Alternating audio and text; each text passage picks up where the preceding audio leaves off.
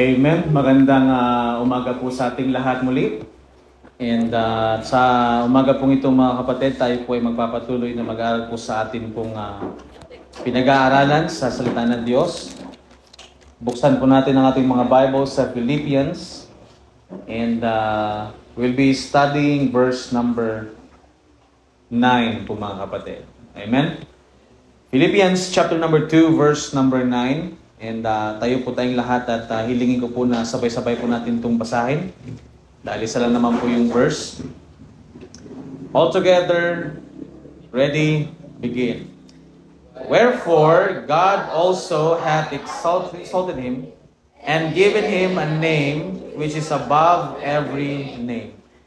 Dear God, Heavenly Father, we thank you for this morning, a wonderful time to study, to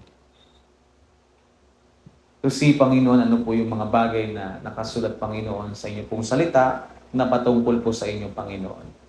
Maraming salamat, O God, sa inyo pong kabutihan sa bawat isa po sa amin. Dalangin ko po, Diyos, na ikaw po ang patuloy na magbigay po sa amin ng knowledge, wisdom, and understanding. Most especially, Panginoon, sa panahon na ngayon that in this present evil world, O God. Lord, I pray that your word will talk to us. And maging magamit namin ito, Panginoon, sa aming pong buhay na kami po ay makapagpatuloy na maglingkod po sa inyo, Panginoon. Lord, bless us this morning. Thank you for our Lord Jesus Christ who died on the cross for our sins, was buried, and rose again the third day. In Jesus' name I pray. Amen and amen. So, tayo, pwede na po kayong maupo. And maraming salamat po sa bawat isa sa atin, mga kapatid. And salamat po sa Diyos sa biyaya po sa atin. And this morning po mga kapatid, ito po yung ating pag-aaralan ngayong umaga pong ito, wherein makita po natin dyan na sinabi po ng Bible na ang Panginoon ay highly exalt Him, which is ang ating pong Panginoong Jesus. Dahil mga kapatid, alam naman po natin that ang Panginoong Jesus ay naparito sa lupa. Siya po ay pinanganak, nagkatawang tao po mga kapatid. And then later on po mga kapatid na siya po ay namatay para sa ating kasalanan, nilibing at muling nabuhay. So makita po natin dyan mga kapatid na actually nga mga kapatid, yung isang bagay ito na yung ano lang ito yung half lang talaga ito ng hanggang dyan lang po tayo sa highly exalted Him. Sa bagay po na yan mga kapatid, marami na po tayong makikita na pwede pong makita mga kapatid na pag-aralan po natin ngayong umaga pong ito. And I pray mga kapatid that this one would help us, no? Na mas maano pa natin mga kapatid yung mga bagay na kailangan po natin gawin, most especially mga kapatid sa atin pong buhay bilang isang Kristiyano.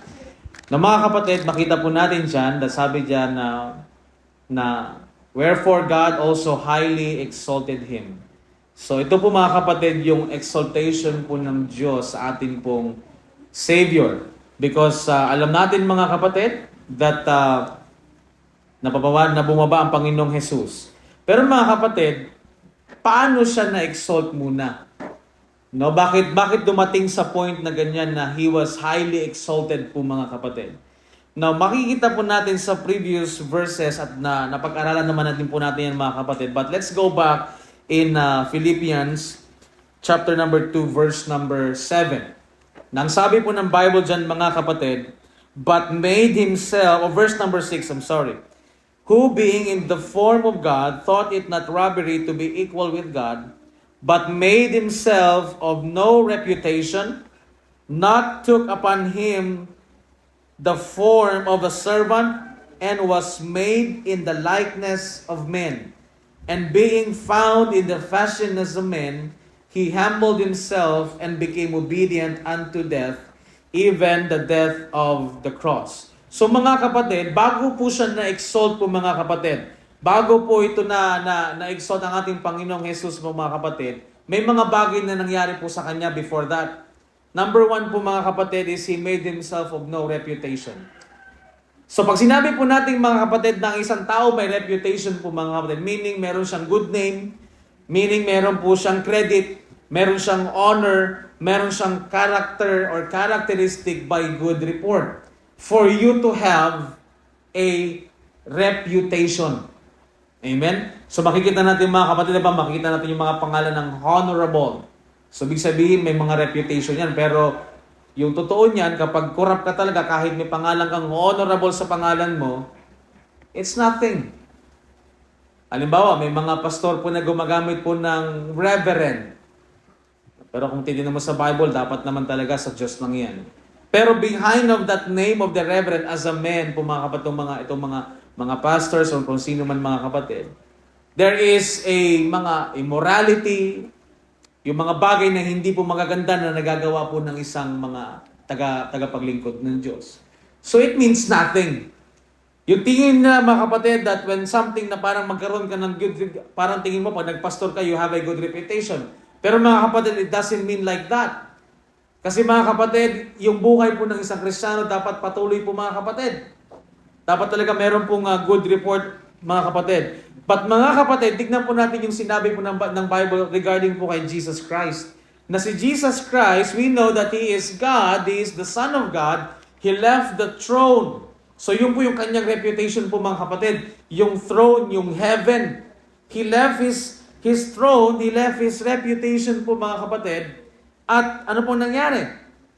Bumaba po dito sa lupa. Just for you po mga kapatid, just for us po mga kapatid. So Jesus Christ was above everything. Pero mga kapatid, ang ginawa po ng ating Panginoon Diyos is He made Himself of no reputation.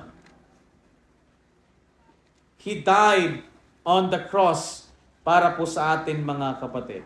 Amen? Kaya kung babasahin po natin mga kapatid yung Isaiah 53 verse number 7. Ano pong sabi dyan mga kapatid? Isaiah chapter number 53 verse number 7.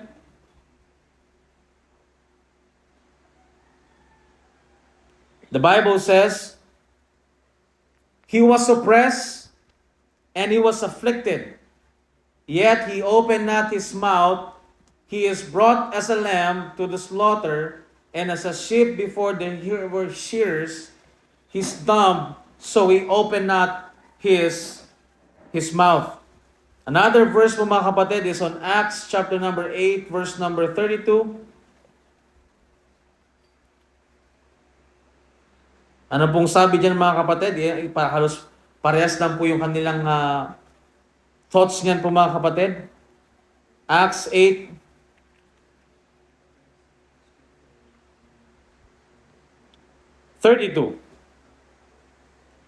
The place of the scriptures which he had read was this. He was led as a sheep to the slaughter, and like a lamb dumb before his shearers, so he opened not his mouth. So makita mo mga kapatid yung bagay na ginawa ng Panginoong Diyos. Na from King, from Lord, na bumaba po siya ng una niya bumaba dito sa lupa, He is a lamb. So imagine mo mga kapatid, from God, from Diyos, na tingnan mo kung ano pong reputation na meron po siya mga kapatid, pero dahil meron po siyang kailangan gawin po mga kapatid, pero dahil po meron pong kailangan sundin ng Diyos po mga kapatid, at kinakita niya po kasi yung sitwasyon ng tao, He became as a lamb, which opened not His mouth.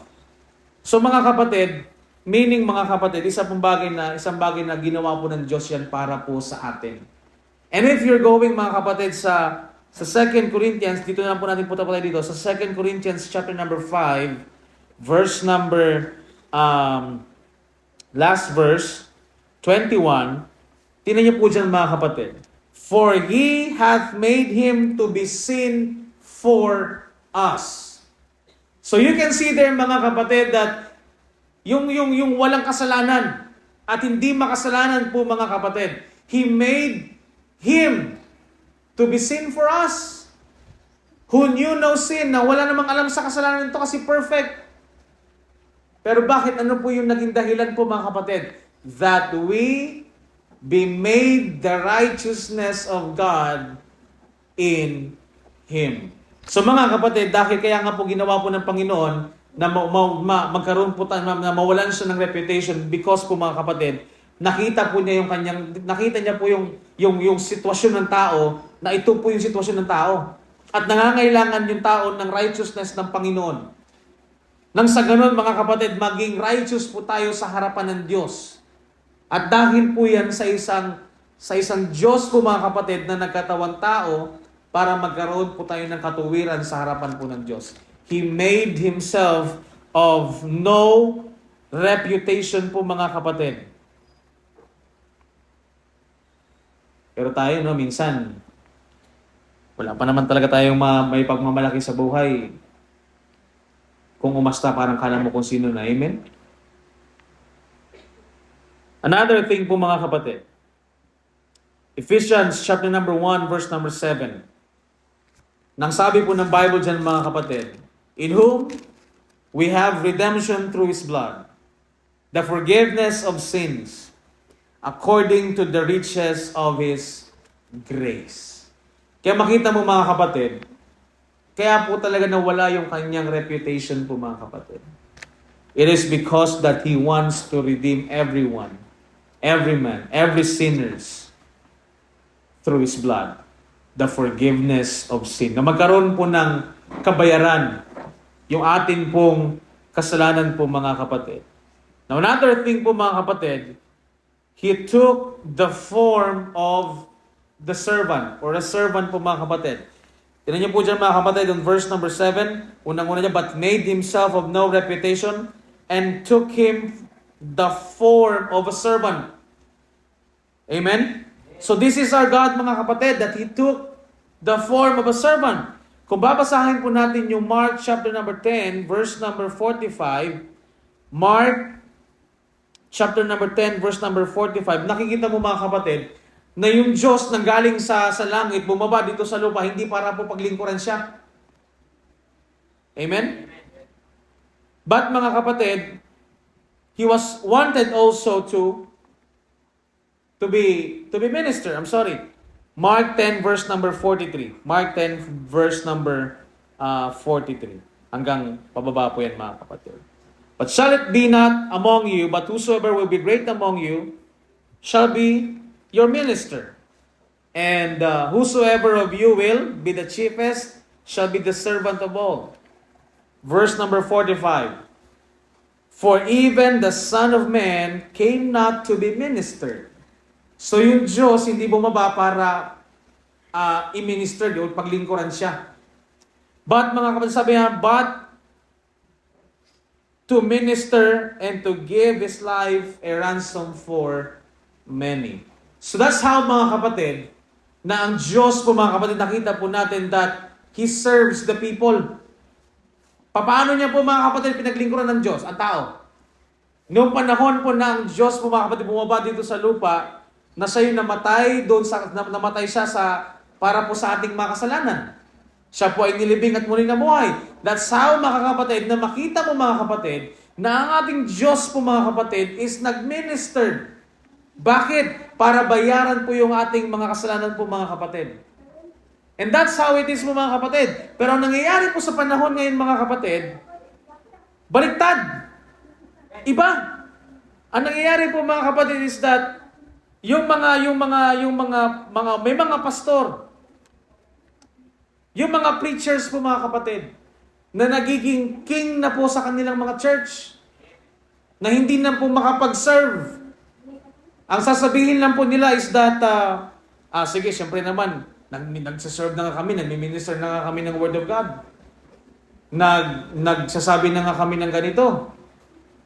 Nagbabigay na nga kami ng ganito. Tapos, so mga kapatid, if the members of the church see it, mga kapatid, they will return the favor. Not to the point na parang wala ka na rin gagawin, mga kapatid. And that Jesus Christ is the best example of that, mga kapatid. Siya po yung pinaka-best example at pinaka-best na means na tayo, mga kapatid, na minsan na parang nakaupo ka na lang dyan, parang hindi ka na maglingkod sa Diyos. Yung mga pastor, talagang king na. Parang may mga servant na, may mga servant maids na po doon. Pakipasok nga dyan yung mga pagkain, hindi ko tulong. May mga ganung bagay na, pakiano naman, pero mga kapatid, tulong-tulong. Amen? Hindi yung tipong nagiging king na po mga kapatid. Alam niyo po kung bakit nagiging yung mga pastor na iba? Kasi nandun din sila mga kapatid nakatutok sa Matthew, Mark, Luke, and John. Wherein mga kapatid, makikita mo naman dito sa ating binasa po kanina that even God ministered not to be, hindi po siya para mag-minister, kundi para mag-minister po mga kapatid. Na mga kapatid, I don't know how you will take on that mga kapatid kung paano ka po magkakaroon ng knowledge or ng understanding or na ma-apply mo sa sarili mo yan mga kapatid. Nabig sabihin mga kapatid, kapag tayo po nasa church, even the members po mga kapatid, let us also learn how to minister. Hindi po laging mag-minister po mga kapatid. Amen? Kung ano po yung mga bagay na may tutulong po natin mga kapatid. But mga kapatid, this is a best example to everyone on how Jesus Christ, hindi lang po siya nag-minister, but hindi lang po siya siya yung na-minister, but also He ministered. Amen? And I love to minister mga kapatid, but because that is a form of a servant mga kapatid. Para hindi ka po talaga tipong lumaki yung ulo mo mga kapatid. Yung iba kasi ganun na yan eh. Amen? Ganun na po ang nangyari. But mga kapatid, iba po yung church, iba po yung gawain po mga kapatid. So mga kapatid, ang Diyos po mga kapatid, iniwan niya po kayo yung kanyang throne just for the sake of His people. Alam niyo po yung His people? That's the Israelites. He came unto His own. And also mga kapatid, for the Gentiles. Pero mga kapatid, syempre we know that primarily, ang binaba talaga ng Panginoon is yung house of Israel. Another thing mga kapatid, sa Philippians, He was made in the likeness and found in the fashion of men. Like what I said before mga kapatid, 2 Corinthians 5 verse number 21. What is the fashion of a man? Basically, ang fashion of man, yung nakikita po natin mga kapatid. Tama? Nakikita mo to, nakikita mo yan, ito tayo. Pero mga kapatid, ano ba talaga yung fashion as a man? The fashion of a man is what? Sinners. No reputation. Amen? Yan po talaga yung fashion as a man. Na kung isipin mo mga kapatid, ginawa ito ng Diyos para saan po mga kapatid? Para po mabayaran po yung ating mga kasalanan. But of course, we know that of course in John chapter 1, verse number 1 hanggang 3 po mga kapatid, basahin po natin. Makikita po natin dyan that He really, basahin natin. In the beginning was the Word, and the Word was with God, and the Word was God. The same was in the beginning with God. All things were made by Him, and without Him was not anything made that was made. So si Jesus Christ, nagkatawang tao. At kung hindi po siya yung Diyos mga kapatid, there's nothing ever made to be made. Verse number 14. Sabi ng verse number 14, and the Word was made flesh, and dwelt among us.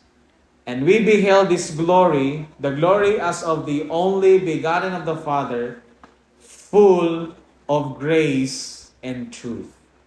Amen?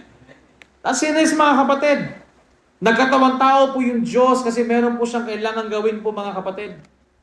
At kailangan po nating maintindihan mga kapatid, yung isang bagay kung paano din talaga nag-manifest yung Panginoon po sa panahon po natin ngayon. Buksan po natin yung 1 Timothy chapter number 3 verse number 16. 1 Timothy chapter number 3 verse number 16.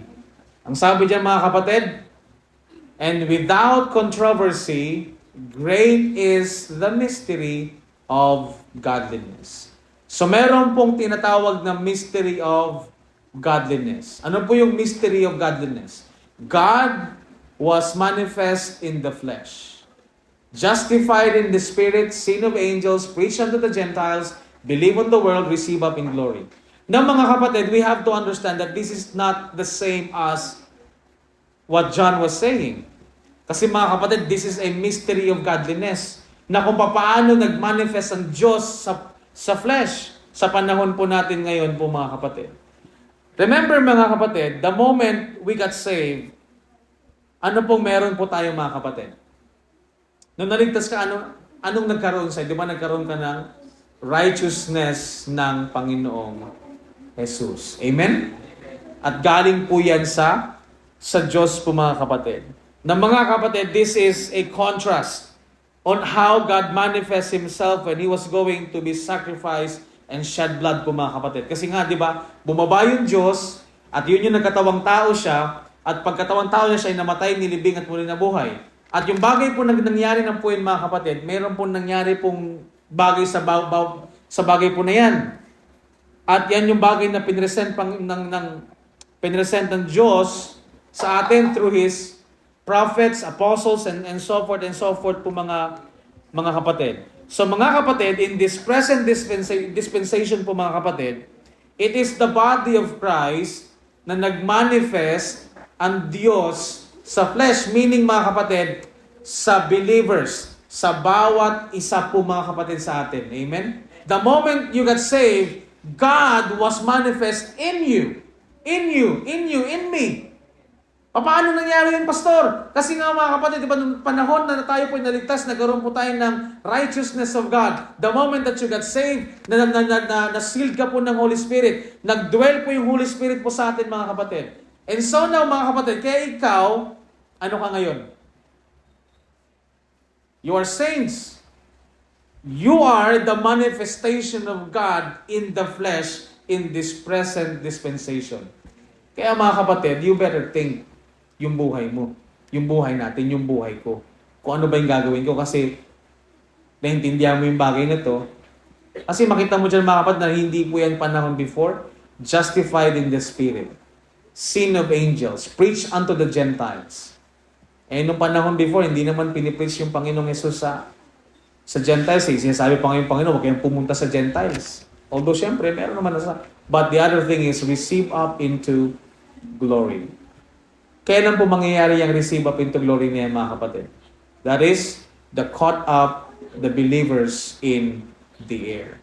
Kaya mga kapatid, we have to understand these things. Baka kaya siguro yung tao, yung Kristiyano, hindi masyadong seryoso kasi hindi niya naiintindihan itong bagay na ito mga kapatid.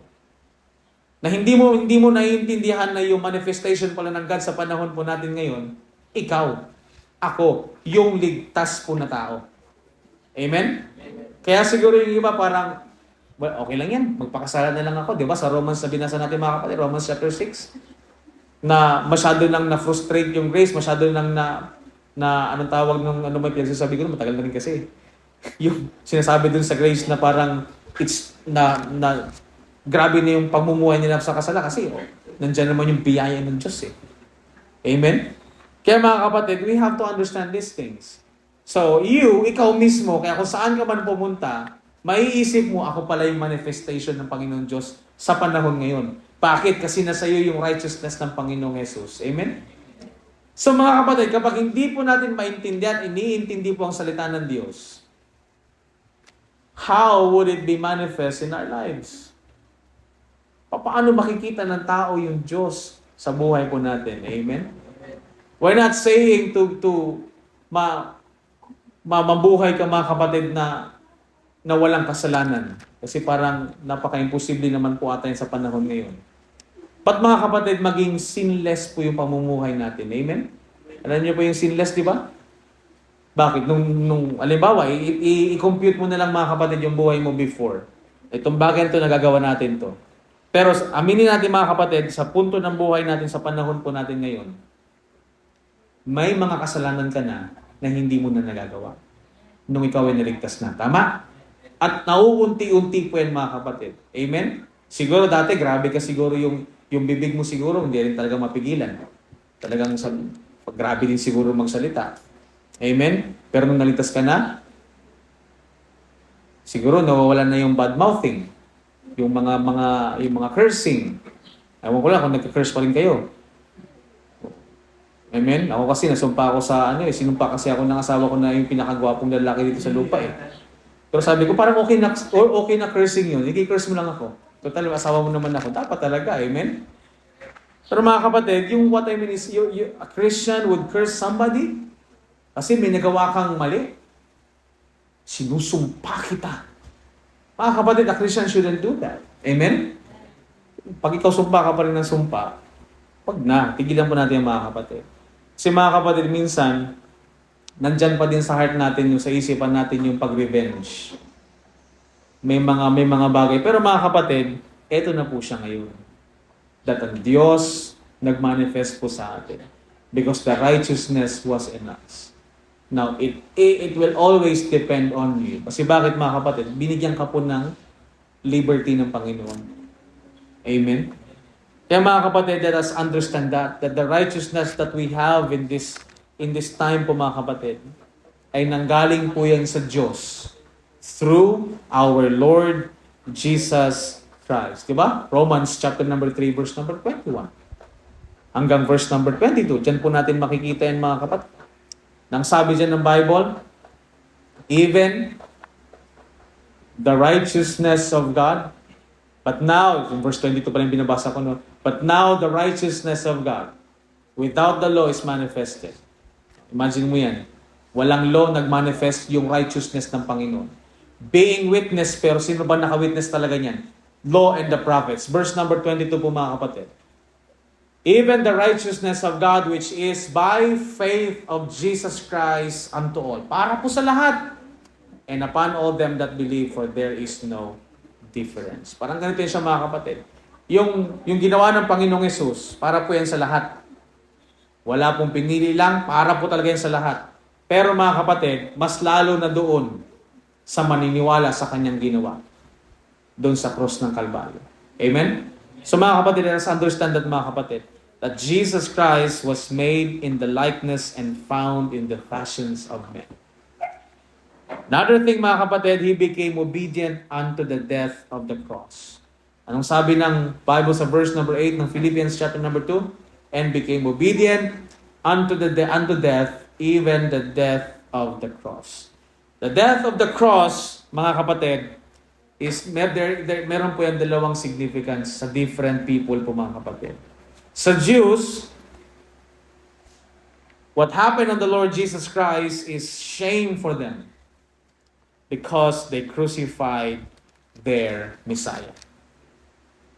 It is a shame for them. Basahin natin sa Acts chapter number 2, verse number 36 hanggang verse number 38. Imagine mo mga kapatid, ang sinasabi po palagi is parehas lang yan. Pero mga kapatid, sa atin, good news, sa kanila hindi. Shame. Bakit? Kasi they killed their Messiah. Nandyan na pala yung kanilang king, nandyan na pala yung Messiah nila, pero pinatay nila mga kapatid. Anong sabi ng verse number 36? Therefore, let all the house of Israel assuredly know assuredly that God hath made the same Jesus, whom ye crucified, both Lord and Christ. O, tingnan mo mga kapatid, hindi niya sinabing both Lord, pakibalik siya, both Lord and Jesus Christ. But sinabi niya lang, Christ. Kasi yung Jesus na pinatay nila, yung Jesus, yung nagkatawang tao po mga kapatid, yun yung kinrucified nila na ginawa ng Diyos na Lord and Christ. Verse number 37. Nasabi, now when they heard this, nung narinig nila ito mga kapatid, nung narinig ng mga Hudyo nung pagpipreach ni Peter, anong sabi? Ang sabi niya, they were pricked in their heart. Parang siguro, parang gumanong bigla yung puso nila. Siguro na-convict sila. Siya na pala yun. Yun na pala yung Messiah natin. Anong sabi niya? And said unto Peter, sinabi na kay Peter, Peter, anong gagawin namin? Tignan mo dyan. And said unto Peter and to the rest of the apostles, men and brethren, what shall we do? Ano pong gagawin namin? Anong sabi ni Peter? Verse number 38. Then Peter said unto them, repent and be baptized, every one of you, in the name of Jesus, for Jesus Christ, for the remission of sins. And ye shall receive the gift of the Holy Ghost. So mga kapatid, hindi sinabihan ni Pedro, itong mga taong ito mga kapatid, na believe that Jesus Christ died for your sins, was buried and rose again. His justification. Hindi ganun mga kapatid yung sinabi po mga kapatid. Amen? Ang sinabi po ng Diyos doon ay, ang sinabi po ni Peter doon is, repent and be baptized. Ibig sabihin, mag-repent ka, mag-change ka ng mind mo at magpabautismo ka sa pangalan ng Jesus para magkaroon ka ng remissions of sin, para ma-remit yung kasalanan mo. At makatanggap ka ng gift ng Holy Ghost. So yan po yung nangyari dyan mga kapatid. But for the Gentiles, it is a good news. Amen? Sa atin po mga kapatid, this is a good news. Ano pong sabi ng 2 Corinthians chapter number 2, verse number 6? 2 Corinthians chapter number 2, verse number 6 hanggang verse number 10. The Bible says there mga kapatid, sufficient to such a man which was inflicted of many. First Corinthians.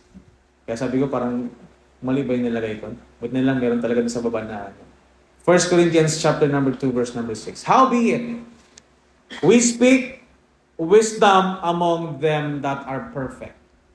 Yet not the wisdom of this world, nor of the princes of this world that come to know. Verse number 7. But we speak the wisdom of God in a mystery, even the hidden wisdom which God ordained before the world unto our glory. So meaning mga kapatid, this wisdom was ordained already before the world unto our glory. Nandun pa yan mga kapatid. Nandyan na po yung wisdom ng Panginoon. Kaya nga siya in a mystery. Kasi hindi pa po siya nailalabas. Naka-mystery pa rin siya. Hindi pa po siya na-revealed. Verse number 8, anong sabi dyan? Which none of the princes. So if it is his mystery, meaning wala pa po nakakaalam yan. At anong sabi dyan? Which none of the princes of this world knew. Diba? Prince of the power of the air. Nakakuha niyo po ba mga kapatid? The God of this world is who? The prince of the power of the air. Which the princes of this world knew. For had they known it, they would not have crucified the Lord of glory. Kung alam nila yung mga kapatid, imagine mo, di ba? Nalala niyo po sa kwento dun sa Bible, bigla lang pumasok sa akin. Di ba, nirebuke ni Jesus si Peter? Anong pagkakasabi ng Panginoon? Satan, get thee behind me, Satan. Nakita niyo po yung mga kapatid, kasi hindi lang po si Satan pumasok kay Judas para ipagkanalo yung Panginoon. Hindi naman talaga si Judas yun yung pumasok sa kanya. Kasi kailangan nga nilang patayin Di ba nalala niyo, since from the beginning when Jesus Christ was born, anong unang ginawa? Ano yung unang ginawa? Pinapatay lahat ng sanggol. Kaya nga, di ba, ginaid ditong sila Joseph and Mary, tsaka mag-travel dito, magpapunta doon, huwag kayong babalik dito. Nadamay patuloy yung mga batang sanggol nung panahon na yun. Panahon ni Moses, di ba, pinapatay yung mga bata. Panahon ni Jesus Christ, pinapatay yung mga bata. Kasi yun ang gustong gawin ng prince of the power of this world. He wanted to kill this one. This Jesus. Amen? Kasi naka-prophecy ito mga kapatid Bakit alam ni Satan? Naka-prophecy yan. Naka-open revelation yan mga kapatid. From the Isaiah mga kapatid, binabanggit na magkakaroon po ng bata. Manganganak, ipapanganak, maging everlasting father, and so forth po mga kapatid. I think Isaiah chapter 9 verse number 6, I cannot remember the exact reference po mga kapatid. Counselor, mighty, everlasting Father. Kaya mga kapatid, alam ni Satan na may papanganak, kaya nga pinapapatay niya So nung hindi niya nagawa, lumaki. Nag-edad ng Panginoong Jesus. Pag-edad niya ng 33, yun na, pumasok siya kay Judas. Kaya wag kayong magpapagamit sa mga ganyan mga kapatid. Wag tayong magpapagamit sa demonyo sa kay Satan. Yung mga bulong sa iyo mga kapatid, wag mo siya papansinin yan. Kasi ngayon pa lang yung influence, mundo pa lang ma-influence ng mundo, sino bang may hawak niyan mga kapatid? Si Satan yung may hawak niyan, there is a iniquity that's going on in the world. Kaya makikita mo mga kapatid, even nas affected tayo mga kapatid, because you let it. Hinayaan po natin. Bakit ba nagagawa natin yung bagay na ito? Bakit nagagawa yung bagay na yan? Alam naman natin eh. Tinuturo naman sa atin. Sinasabi naman natin. Meron naman sa Bible na sinasabi. Pero bakit nagagawa? Kasi hinayaan mo. Amen? Hinayaan mong impluwensyahan ka ng mundo. Hinayaan mo na impluwensyahan ka ng mundo na yan kaysa naman ang mag-impluwensya sa iyo is salita ng Diyos. Nakuha niyo po ba mga kapatid? Kaya mga kapatid, next. Balik po muna, Chay. If they know it, they would not have crucified the Lord of glory. Get thee behind me, Satan. Yan naman nung panahon na di ba, nakarealize si Judas na nagpagamit siya kay Satanas. Ano po nangyari? Anong resulta ng bagay na ng sorrow niya, mga kapatid? He hung himself kasi hindi niya matanggap eh. Disipulo siya kasi. Amen? Kaya mga kapatid, there as always, magbantay po tayo mga kapatid. Bantayan po natin yung gawa na yan. Kung alam ni Satan yung bagay na yan, if this mystery was already revealed before, hindi niya yung papapatay yung Panginoon. Kaya nga nung mga kapatid, ito na, kasi nga nung na-reveal na yung mystery, nagulat na siya. Eto na yun. Wala na siyang magawa. Di ba? Nabasa natin sa kinakanta nating change. Death is swallowed up with victory. Thanks to our Lord Jesus Christ who gave us victory. Thanks to the Lord that He gave us forgiveness of sins. Kaya nga minsan mga kapatid, kung hahayaan mo talaga yung Satanas sa buhay mo, ang mararamdaman mo palagi, guilty. Guilty ka sa lahat ng bagay, di ba? Iyahan lahat ng kasalanan mo mga kapatid. Iyahan yan ng demonyo, ng devil, ng prince of this world. At mga kapatid, madali kanyang akayin sa mundo. Bakit? Ikaw na kasi yan eh. Sinful nature na kasi ito mga kapatid. Kumbaga nakaprogram na talaga yan sa'yo, yung mga kasalanan na yan, nakaprogram na yan sa'yo. Kaya pag isang click lang ni Satanas na ganito, napadala ka mga kapatid, madali lang po yan sa kanya. Amen? Mga kapatid, kahit Kristiyano na po tayo minsan, nahihirapan tayong pumili. Kung ito para sa Diyos o hindi para sa Diyos. Bakit? May battle eh. Nandito yung battle na yan mga kapatid. Hindi yan yung araw-araw na para nakikipagsuntukan ka. Nandito yan mga kapatid yung battle. Nasa isip mo yan mga kapatid. Hindi yan yung tipong, siyempre makikita mo naman talaga eh. Pag nakita mo, saan pupunta yan? Yung utak. Pag nag-process ng thought yung utak, ano mangyayari? Saan pupunta? Ang result niyan, ito na yan. Galaw na. Gumalaw. Pero saan pa yun mga kapatid? Nakita mo lang, narinig mo lang.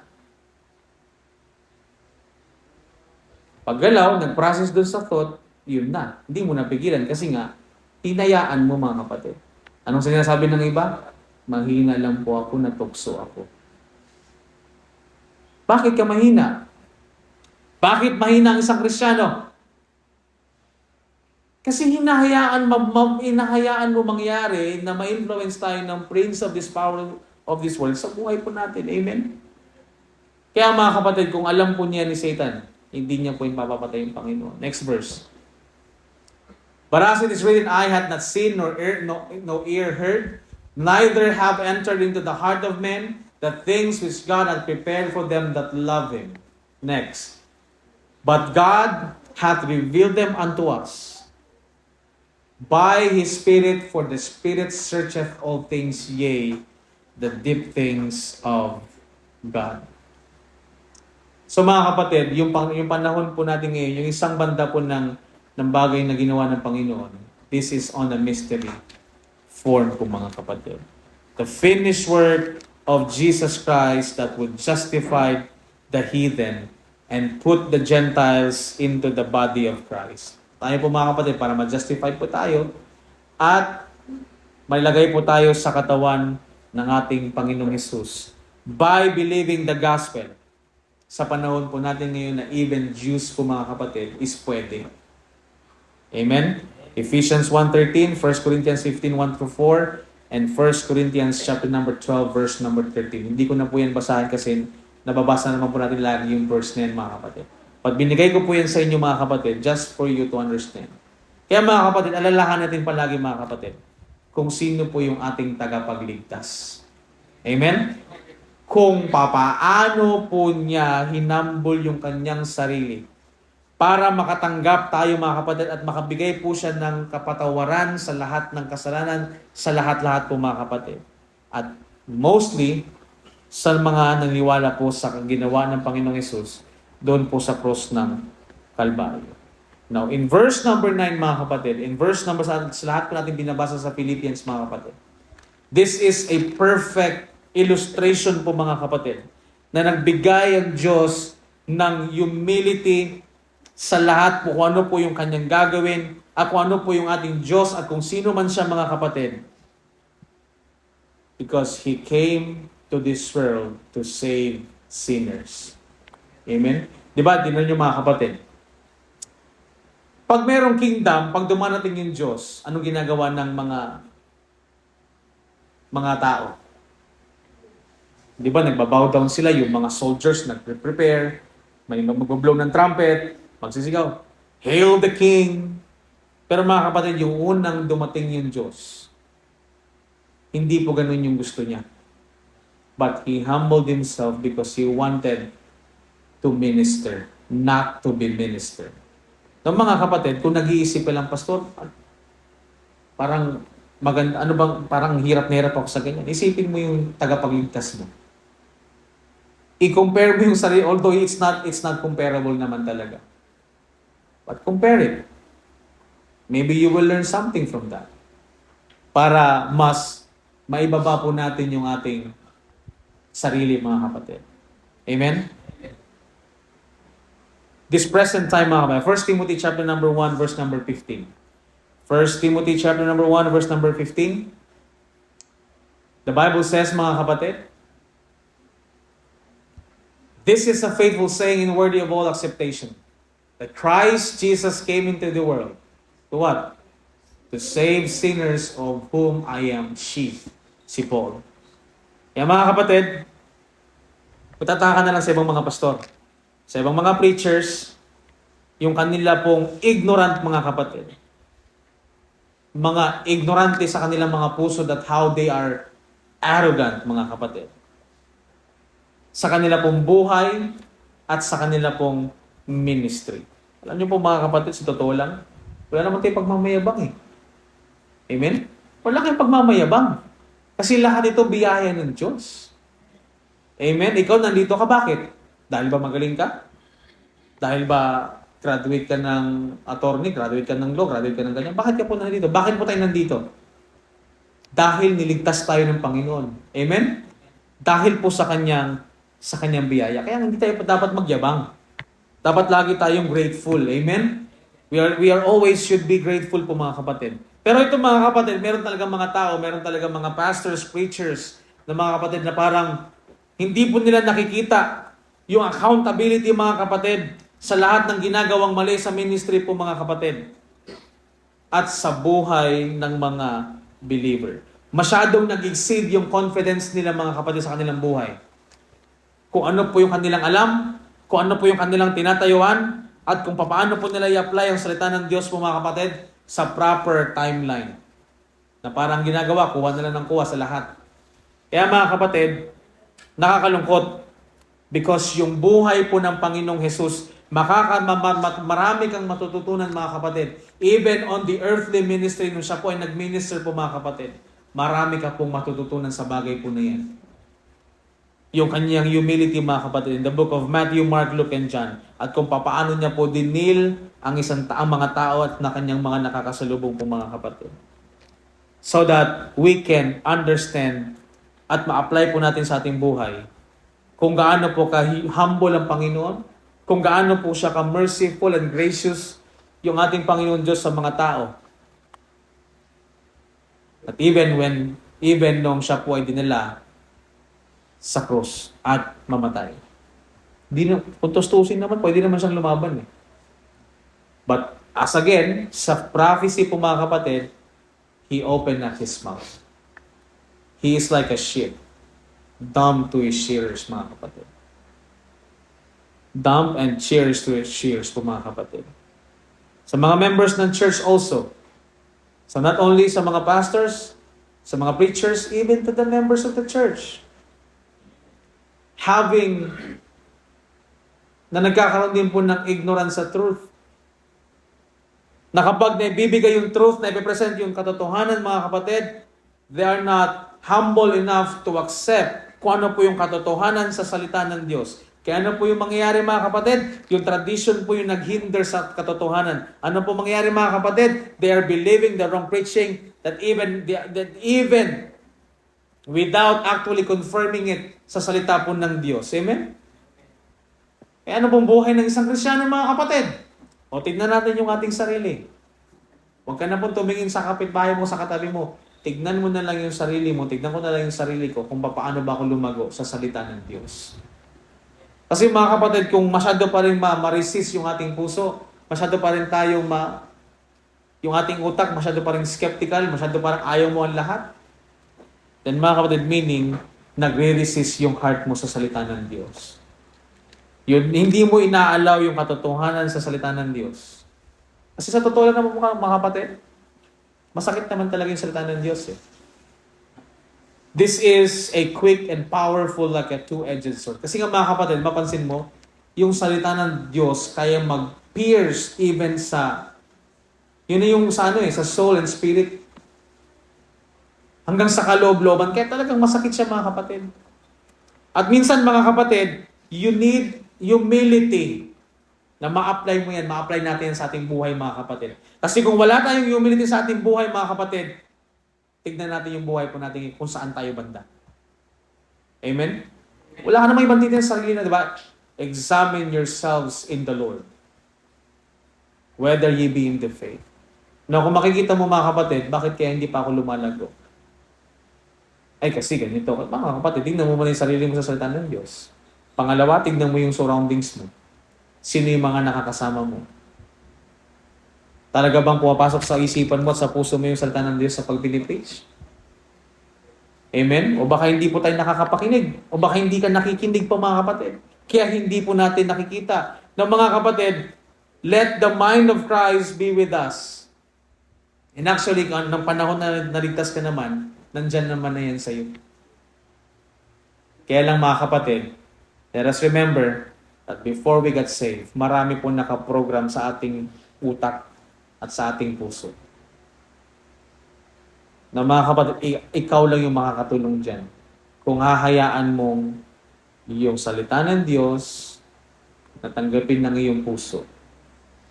Amen? Ang sa ganun, yung puso mo yung mag-command sa iyong mind. Yung inner man mo yung mag-connect, mag-utos sa iyong mind at tanggalin mo na yung bagay na yun. Put off the old man. Amen? And mga kapatid, kaya tandaan po natin, baka kaya hindi talaga tayo lumalago, is hindi naman talaga dahil hindi natin naiintindihan yung plan ng Panginoon. Baka dahil naman talaga, you're not humble enough to accept the truth. Wala ka pong ibang sisisihin dyan kundi sarili mo mga kapatid. Kasi bakit? Ikaw naman ang tumanggap ng mga taong nasa paligid mo. Ikaw man ang pumili niyan, amen? Ikaw man ang pumili kung anong gusto mong gawin sa buhay mo mga kapatid. You have your own mind.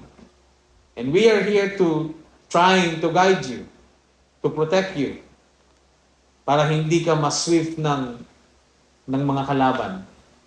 But even to that mga kapatid, if we are not humble enough to accept the one that was preaching, it's hard.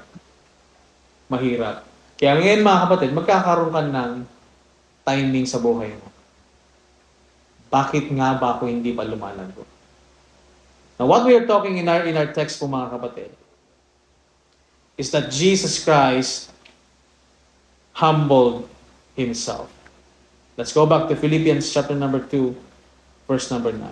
Wherefore, God has highly exalted Him and given a name which above every name. And then next week po mga kapatid, pag-aralan po natin yung bagay po niya. Amen? I hope mga kapatid that what we are learning here is that we put that in our heart. Kasi kailangan mo mga kapatid dyan so that your heart will command your mind to think or your brain to do yung mga bagay-bagay. Amen? Let's always remember this mga kapatid. Huwag mong hahayaan, huwag kang magkaroon ng confidence sa iyong sarili na kaya mo na. Kasi malakas ang influence ng mundo, mga kapatid. Baka magulat ka na lang na sa mundo ka na pala. Hindi, kaya ko yan, pastor. Okay lang ako, pastor. Makikinig ako sa iyo. Mataas yung faith ko, malakas yung faith ko. Later that you know, na sa mundo ka na pala. Yung tipong nasa church ka lang kasi nagpapakita ka lang, pero yung totoo pala, carnality na pala yung sa buhay po natin. How? Nasa mundo ka na pala. Remember mga kapatid, we're just here every Friday, Saturday, and Sunday. We're just here, hindi po sa buong araw. And the influence outside, mga kapatid. Kasi mas marami sila na-feel. And I hope that you will always consider the Word of God in your life. Amen? So that we will grow. And we will know, hindi lang po dahil para tayo lumago, but we will know the knowledge of our Lord Jesus Christ. And by that, mga kapatid, lalago ka talaga. Mawawala sa iyo yung mga bagay na hindi mo dapat ginagawa. Hayaan mong kumilos ang Panginoon sa buhay niyo. Amen? Dear God, Heavenly Father, we thank you for this morning. Thank you for everything that you have done. Maraming salamat, Panginoon, sa inyong pong kabutihan sa buhay po namin. Pagpalaan niyo po yung bawat isa sa aming Panginoon, at ikaw po, Panginoon, mabigay po ng kapunuan sa aming pong mga natutunan. Lord, thank you for everything that you have done in our lives. In Jesus' name I pray. Amen at amen. Let's sing our last song, yung Change po. And then after that, closing